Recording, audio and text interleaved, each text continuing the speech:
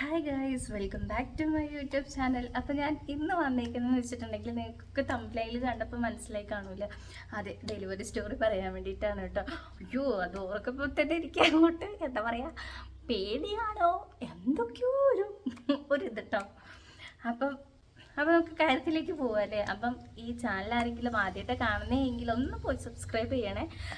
നമ്മളൊന്ന് ലൈക്കൊക്കെ ചെയ്ത് ഷെയറൊക്കെ ചെയ്തൊന്ന് സപ്പോർട്ട് ചെയ്തേര്. പാവല്ലേ, ജീവിച്ചു പൊക്കോട്ടെ അല്ലേ.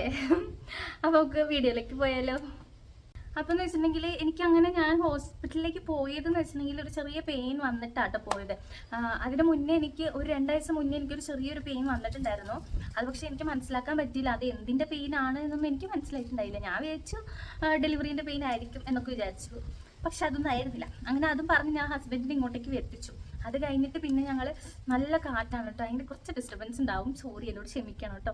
അപ്പോൾ 2 ആഴ്ച മുന്നേ എനിക്ക് ഒരു പെയിൻ വന്നായിരുന്നു. അപ്പോൾ ഞങ്ങൾ വിചാരിച്ചു ഇതിൻ്റെ ആണെന്ന് വിചാരിച്ച് ഞാൻ പെട്ടെന്ന് തന്നെ ഹസ്ബൻഡിനോട് വരാൻ പറഞ്ഞു എറണാകുളത്ത് നിന്ന്. അങ്ങനെ ഹസ്ബൻഡ് എറണാകുളത്ത് നിന്നൊക്കെ വന്നു കഴിഞ്ഞിട്ട് പിന്നെ എനിക്ക് ഒരു കുഴപ്പമില്ല, ഞാൻ തുള്ളിച്ചാടി ഇതിലൊക്കെ ഓടി ചാടി പോകും. അപ്പോൾ അതൊന്നും എനിക്കൊരു പ്രശ്നമേ ഉണ്ടായില്ല. അത് കഴിഞ്ഞിട്ട് പിന്നെ ഡിസംബർ 29-ാം തീയതി ഒരു ഉച്ചയൊക്കെ ആയപ്പോഴത്തേക്ക് എനിക്കൊരു ചെറിയൊരു വേദനയൊക്കെ വന്നു. അപ്പോൾ ഹസ്ബൻഡ് ഉണ്ടായിരുന്നു, പിന്നെ അഗി ഉണ്ടായിരുന്നു കേട്ടോ. അപ്പോൾ ഞങ്ങൾ മൂന്നുപേരും കൂടി ഇരിക്കുമ്പോഴായിരുന്നു ഞങ്ങൾക്ക് ഒരു ചെറിയൊരു പെയിനൊക്കെ വന്നു. അങ്ങനെ അമ്മ വീട്ടിലുണ്ടായില്ല. അമ്മേനെ പെട്ടെന്ന് വിളിച്ച് വരുത്തി നമ്മൾ ഒരു വൈകുന്നേരമൊക്കെ ആയപ്പോഴത്തേക്ക് നമ്മൾ പോയി കേട്ടോ. ഒരു വൈകുന്നേരമൊക്കെ ആയപ്പോഴത്തേക്കും നമ്മൾ ഹോസ്പിറ്റലിലേക്ക് പോയി.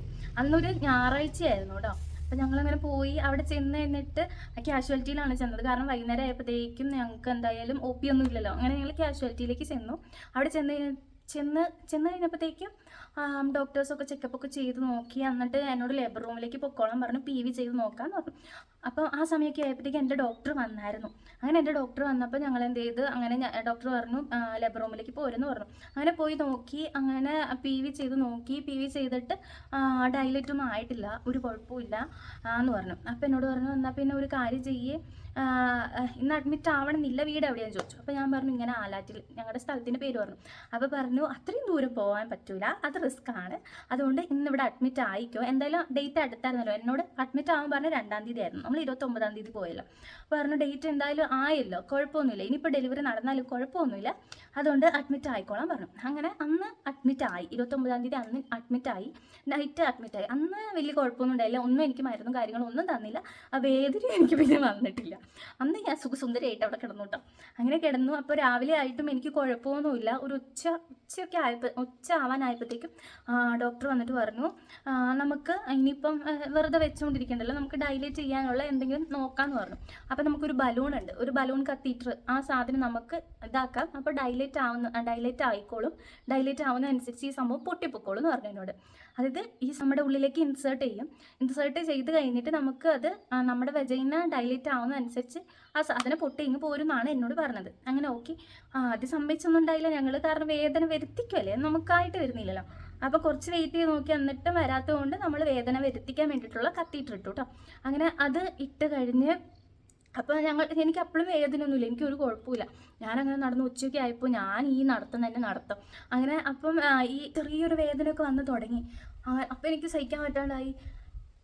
പിന്നെ എനിക്ക് ഭയങ്കര വേദന, ഇങ്ങനെ വിട്ട് വേദന. ഒരു പ്രാവശ്യം വരിക, പിന്നെ അത് നിൽക്കുക, അടുത്ത പ്രാവശ്യം വരിക, പിന്നെയും നിൽക്കുക, അങ്ങനത്തെ വേദനയായി. പിന്നെ അടുപ്പിച്ചടുപ്പിച്ച് വേദന വന്നു തുടങ്ങി. അയ്യോ, ഞാൻ പറഞ്ഞു അയ്യോ എനിക്ക് വേണ്ട, എൻ്റെ ദൈവമേ എനിക്ക് പറ്റില്ല, ഞാൻ എന്താണൊക്കെയോ പറഞ്ഞു, എനിക്ക് ഓർക്കാൻ പോലും പറ്റില്ല. ഞാൻ പറഞ്ഞു എനിക്ക് വേണ്ട, എനിക്ക് പറ്റൂല. നിങ്ങൾ എൻ്റെ വീഡിയോ ഷോർട്സ് കണ്ടാൽ നിങ്ങൾക്ക് മനസ്സിലാവും. ഞാൻ പറയുന്നുണ്ട് എനിക്ക് പറ്റൂലേ എന്ന് പറയുന്നുണ്ട്. ഞാൻ പറഞ്ഞു നോർമൽ ഡെലിവറി എനിക്ക് വേണ്ട, എനിക്ക് സിസേറിയൻ മതി, എനിക്കൊരു കുഴപ്പമില്ല, ഞാൻ സ്റ്റിച്ചിൻ്റെ വേദനയൊക്കെ സഹിച്ചോളാം, എനിക്ക് പറ്റില്ല എന്ന് തന്നെ പറയാട്ടെ. ഞാൻ ലാസ്റ്റ് അമ്മയൊക്കെ പറയുന്നുണ്ട് കുഞ്ഞോളെ അങ്ങനെ പറയരുത്, ചേട്ടാ പറയുന്നത് നീ അങ്ങനെ പറയില്ലേടി, അത് ശരിയാവില്ല എന്നൊക്കെ എന്നോട് പറഞ്ഞോട്ടാ. പിന്നെ എനിക്ക് ബാത്റൂമിൽ പോകാൻ വേണ്ടിയിട്ട് ഇന്ത്യൻ ക്ലോസറ്റ് ആണ് ഞങ്ങൾ നിൽക്കുന്നിടത്തൊക്കെ ഉള്ളൂ. അപ്പോൾ എനിക്ക് യൂറോപ്യൻ ക്ലോസറ്റ് തന്നെ വേണം, കാരണം ഈ ബലൂണും കൂടെ വെച്ചുകൊണ്ട് എനിക്ക് ഇരിക്കാനൊന്നും പറ്റുന്നില്ല. എനിക്ക് വല്ലാത്തൊരു ബുദ്ധിമുട്ടായിരുന്നു, വേദനയല്ല ബുദ്ധിമുട്ടായിരുന്നു. അപ്പം അങ്ങനെ ഞങ്ങൾ എന്ത് ചെയ്ത്, അപ്പം അപ്സ്റ്റേറിൽ ഞങ്ങൾ പോയി, ഞാനും ഹസ്ബൻഡും കൂടെ പോയിട്ട് യൂറോപ്യൻ ക്ലോസറ്റ് ഉണ്ട്. അപ്പോൾ അവിടെ പോകാമെന്ന് വെച്ച് ഞങ്ങൾ അങ്ങനെ യൂറോപ്യൻ ക്ലോസറ്റിലേക്ക് പോയിട്ട് അങ്ങനെ അവിടെ പോയി ഞാനിങ്ങനെ എന്നോട് ചേട്ടായി പറഞ്ഞു എടി അമ്മേനെ വിളിക്കണോ, ഞങ്ങൾക്ക് അവിടെ കയറാൻ പറ്റില്ലല്ലോ, അമ്മേനെ വിളിക്കണം. ഞാൻ പറഞ്ഞു വേണ്ട, കുഴപ്പമൊന്നുമില്ല, എന്നെ ഒരു 5 മിനിറ്റ് കഴിഞ്ഞ് കണ്ടിട്ടില്ലെങ്കിൽ ഇവിടെയുള്ള ആരെങ്കിലും പറഞ്ഞ് വിട്ടാൽ മതി എന്ന് പറഞ്ഞു. അപ്പോൾ ഹസ്ബൻഡ് പറഞ്ഞു ഓക്കെ എന്ന് പറഞ്ഞു. അങ്ങനെ ഞാൻ ബാത്റൂമിൽ കയറി ഞാൻ യൂറിൻ പാസ് ചെയ്യാൻ ഇരിക്കലും ഈ ബലൂൺ പൊട്ടി വീഴണം. അപ്പോഴത്തേക്കും അയ്യോ എനിക്കങ്ങ് പേടിയായി പോയി. ദൈവമേ ഇനി കൊച്ചു പുറത്തേക്ക് വരുമോ, നമുക്ക് എത്ര വിദ്യാഭ്യാസം ഉണ്ടെന്ന് പറഞ്ഞിട്ടുണ്ടെങ്കിൽ നമ്മൾ പെട്ടെന്ന് നമുക്ക് എന്താ പറയുക ടെൻഷൻ കാരണം നമ്മളൊന്നും ആലോചിക്കില്ല. അപ്പോൾ ഞാൻ ഈശ്വരാ ഇനി കൊച്ചു പുറത്തേക്ക് വരുമോ, ദൈവമേ എന്താ ചെയ്യേണ്ടത്. അപ്പോഴത്തേക്ക് ഞാൻ പുറത്തേക്ക് ഇറങ്ങാൻ നോക്കുമ്പോഴത്തേക്കും കറക്റ്റ് സമയത്ത് എൻ്റെ അമ്മ വന്നോട്ടാ. അമ്മ ദൈവമേ ദൈവമായിട്ട് പറഞ്ഞു വിട്ട പോലെ കറക്റ്റ് സമയത്ത് അമ്മ വന്നു. അമ്മ വന്നിട്ട് ഞാൻ അമ്മേനോട് പറഞ്ഞു, അമ്മ ഇത് പൊട്ടി ബ്ലഡ് അപ്പം വന്നോട്ടാ, ഇത് പൊട്ടിപ്പോയി എന്ന് പറഞ്ഞു. അപ്പോൾ പറഞ്ഞു അയ്യോ ഇത് പൊട്ടിപ്പോയോ മോളെ കുഞ്ഞോളെ എന്നും പറഞ്ഞോട്ടോ അമ്മ. അപ്പോഴത്തേക്ക് പിന്നെ നടക്കാൻ പറ്റൂലല്ലോ, നമ്മൾ താഴത്തേക്ക് പോകണം. അപ്പോൾ ഞാൻ ചേട്ടനോട് ചേട്ടൻ വേഗം വീൽ ചെയർ എടുത്തിട്ട് നടന്നു പോകാൻ പറ്റൂല, ഇനിയിപ്പോൾ കുഞ്ഞുമായിട്ട് ഇറങ്ങി ഇനി പോന്നാലോ എന്നൊക്കെ ഞാൻ പറഞ്ഞു. എന്നിട്ട് പെട്ടെന്ന് വീൽ ചെയറൊക്കെ ചേട്ടൻ വേഗം എമർജൻസിൻ്റെ അവിടുത്തെ വീൽ ചെയറൊക്കെ പൊറുക്കിക്കൊണ്ട് വന്നു കേട്ടോ. അങ്ങനെ അതൊക്കെ വലിച്ചെടുത്തോണ്ട് വന്നിട്ട് ഞങ്ങൾ വേഗം ഇരുത്തി വേഗം നമ്മൾ ഇതിനകത്തേക്ക് പോയിട്ട് താഴത്തേക്ക് പോയി. താഴത്തോട്ട് പോയി അപ്പോൾ ഈ ബലൂൺ തൂക്കി പിടിച്ചിട്ട് അമ്മ ടവലിൽ പൊതിഞ്ഞ് ബലൂൺ പൊട്ടിയ ബലൂണും തൂക്കി പിടിച്ചോണ്ട് അമ്മ വരിക. അപ്പോൾ കറക്റ്റ് സമയത്ത് ഡോക്ടർ വന്നു കേട്ടോ. ഡോക്ടറിനെ കണ്ടപ്പോൾ ഡോക്ടറിനോട് പറഞ്ഞു, ഡോക്ടർ ഈ ബലൂൺ ഇങ്ങനെ പൊട്ടിപ്പോയി, ഇതെന്താ ചെയ്യേണ്ടത് ഡോക്ടറെ അമ്മ. അപ്പോൾ ഡോക്ടർ ചിരിച്ചു. ഡോക്ടർ സിസ്റ്ററിനോട് പറഞ്ഞു, സിസ്റ്റർ അതെടുത്തങ്ങ് കളഞ്ഞേരും എന്ന് പറഞ്ഞു കേട്ടോ. എന്നിട്ട് അങ്ങനെ അത് കളഞ്ഞേ.